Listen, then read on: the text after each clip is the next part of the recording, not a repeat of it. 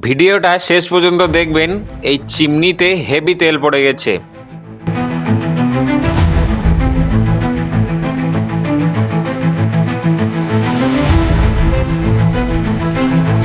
প্লেটগুলো দেখুন, এত মোটা তেল জমে গেছে যে ব্লেডের শেপেই বদলে গেছে। দেখুন এর তেলগুলো একদম জমাট বেঁধে গেছে। এই কারণে মেশিন চালালেই ভাইব্রেশন হচ্ছে, চালালেই কাঁপছিল। কাস্টমার এতটাই ভয় পেয়ে গেছে যে মেশিন চালানোই বন্ধ করে দিয়েছে। আমরা এসে চিমনি খুলে নামিয়ে নিয়েছি, আর এখানে ব্লোয়ারের হাউজিং সব কিছু আমরা খুলে নিয়েছি।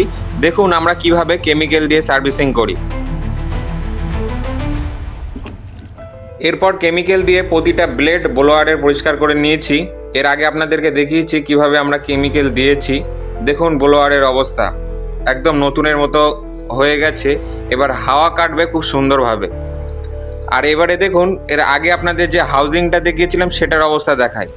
দেখুন এর আগে আপনাদেরকে দেখিয়েছি এই হাউজিংয়ের উপরে পুরো কালো কালারের তেল পড়েছিল একদম জমাট বেঁধে। এটা একদম আমরা ডিপ ক্লিনিং করে নিয়েছি। চালু করে দেখাচ্ছি, দেখুন একদম না ভাইব্রেশন না আওয়াজ। এর আগে আমি একবার দেখিয়ে নিয়েছি, আপনারাও দেখুন। কোনো মেশিন কাঁপছে? কোনো কাঁপছে না। ঠিক আছে, এই জন্য নিয়মিত চিমনি সার্ভিসিং খুবই দরকার। ভিডিও ভালো লাগলে লাইক শেয়ার কমেন্ট করবেন। দেখা হচ্ছে নেক্সট কাজের ভিডিও।